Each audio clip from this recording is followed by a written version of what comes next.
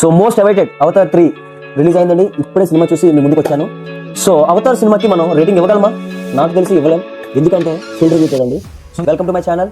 So ఇంతవరకు నా ఛానల్ని సబ్స్క్రైబ్ చేసుకోకపోతే ప్లీజ్ సబ్స్క్రైబ్ చేసుకోండి, లైక్ చేయండి, షేర్ చేయండి. సో వితౌట్ ఫర్దర్ డిలే మనం రివ్యూలోకి వెళ్ళిపోదాం. So Avatar 3 cinema directed by James Cameron గారు. సో ఈ సినిమా అనేది అవతార్ అనేది ఒక విజువల్ కాదండి, ఒక ప్రపంచం, ఒక ఎక్స్పీరియన్స్. అట్లా జేమ్స్ కెమెరాన్ అనేది ఒక మార్క్ సెట్ చేశారు అవతార్ 1 సినిమాతో. సో 2009లో పండోరాలోకి తీసుకొని వెళ్ళారు, 2022లో వాటర్లోకి తీసుకెళ్లారు. బట్ వేరే యూనివర్స్, వేరే ప్రపంచాన్ని చూసినట్లే మనకి అనిపించింది సినిమా చూసిన వెంటనే. మోస్ట్ అవైటెడ్ 2025లో Avatar 3 the fire and the ash అనే ట్యాగ్ లైన్ తో మనకి ముందుకు వచ్చింది సినిమా. సో దీంట్లో మనకి ప్లస్ ఏంటి, మైనస్ ఏంటి అనేది డిస్కస్. సో అవతార్ పార్ట్ 1 అనేది మనకి ఊహకు కూడా అందనంత ఎత్తుగా సినిమా అనేది తీయడం జరిగింది.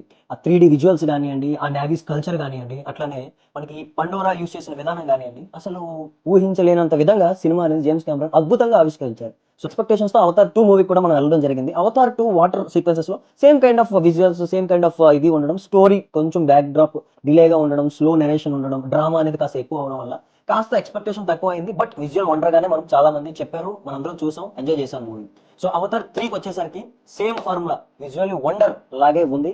సో అందులో ఎటువంటి మార్క్, సో వరల్డ్ అనేది బిల్డ్ చేస్తూనే పోతున్నారు. సో అవతార్ 3 కూడా అట్లానే మనకి ఆ కంటిన్యూషన్ ఏమాత్రం తీసుకునే విధంగా విజువల్ వండర్ లాగే కనిపించింది. బట్ స్టోరీ చిన్నగా మైనస్ అవ్వబోతుందా? ఓకే, విజువల్స్ అన్ని చూస్తున్నాం, అన్ని వండర్ఫుల్ గా ఉన్నాయి, అన్ని చేస్తున్నాం, బట్ స్టోరీ ఎక్కడో చిన్నగా వీక్ గా అనిపించింది.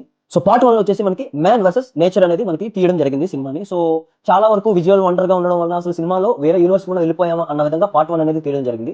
పార్ట్ 2 వచ్చేసరికి ఆఫ్టర్ 13 ఇయర్స్ గ్యాప్ తర్వాత మనకి పార్ట్ 2 తీయడం జరిగింది. అందులో కూడా మనకి వాటర్ లో తీసుకెళ్లి ముంచేసాడని చెప్పాలి. సో అది కూడా అద్భుతంగా తీయడం జరిగింది. బట్ నేను చెప్పినట్టుగానే స్లోగా ఉంటుంది, రన్ టైం చాలా ఎక్కువ పెట్టి డ్రామా అనేది కాస్త ఎక్కువగా అయిపోయడం జరిగింది. కానీ ఒక మిరాకిల్ చూసినట్టు అనిపించింది నాకు సినిమాని చూసినంత సేపు. అస్సలు హై ఫీస్ట్ అనమాట, హై ఫీస్ట్.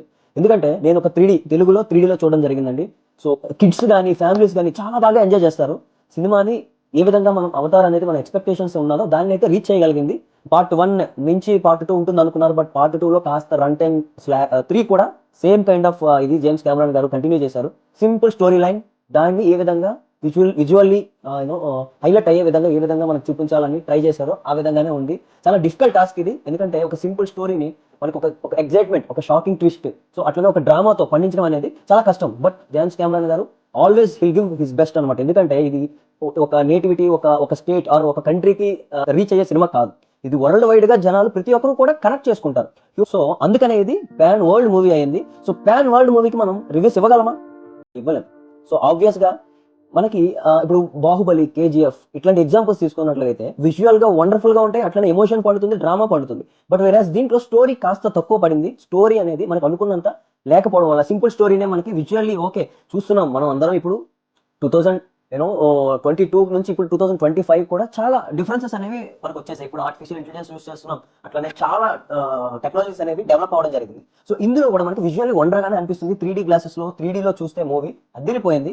సో విజువల్ గా నాకు ఎటువంటి కంప్లైంట్ లేదు. బట్ స్టోరీ పరంగా again there is a minus point in Avatar 3. ఇంతవరకు డార్క్ సైడ్ ఆఫ్ నావీ అనేది యాంగిల్ లో మనం చూడడం జరగలేదు. బట్ ఈసారి మనం ఫైర్ అండ్ యాష్ తో వచ్చి ఒక డార్క్ సైడ్ యాంగిల్ తో కూడా విజువలైజేషన్స్ అయితే కళ్ళు చెదిరిపోతాయి, ఆ విధంగా తీయడం జరిగింది. కాస్త ఫైట్స్ కానివ్వండి, ఆ కాన్ఫ్లిక్ట్స్ కానివ్వండి, ఆ కన్క్లూజన్ క్లైమాక్స్ లో వచ్చే ఫైట్ అయితే మాత్రం అసలు అదిరిపోయింది, చాలా బాగుంది. But somewhere somehow I miss that full energy feeling, that excitement, that shocking అనే ఇదనేది మనం కాస్త తక్కువగా ఫీల్ అవుతాం. ముందు అందరూ అనుకున్నారు ఇది స్టోరీ పవర్ఫుల్ గా ఉండబోతుంది. అవతార్ 1 లో కాస్త ఓకే విజువల్లీ వండర్ గా చూపించారు, అవతార్ 2 లో ఇంకాస్త బెటర్ గా చేయడానికి ట్రై చేశారు, బట్ స్టోరీ కొంచెం ఇది ఉందని. బట్ అవతార్ 3 లో కూడా సేమ్ స్టోరీ అనేది డార్కర్ టోన్ లో నడుస్తూ ఉంటుంది సినిమా. చాలా కాన్ఫ్లిక్ట్స్ మనకి వచ్చేస్తూ ఉంటాయి, వన్ బై వన్ కాన్ఫ్లిక్ట్స్ అనేవి వస్తూ ఉంటాయి. సో ఆ సీక్వెన్సెస్ అన్ని కూడా చాలా పకడ్బందీగా రాసుకున్నప్పటికీ సో చాలా వరకు ఎంజాయ్ చేస్తాం. బట్ స్టిల్ నేను మీకు చెప్పినట్లుగా స్టోరీ ఎవరైతే కావాలనుకుంటున్నారో వాళ్ళు కాస్త డిసప్పాయింట్ అవ్వాల్సి ఉంటుంది. But kids, family full length లో వెళ్ళి ఎంజాయ్ చేయగలిగిన ఒక పాన్ వరల్డ్ మూవీ అనే మనం చెప్పుకోగలుగుతాం.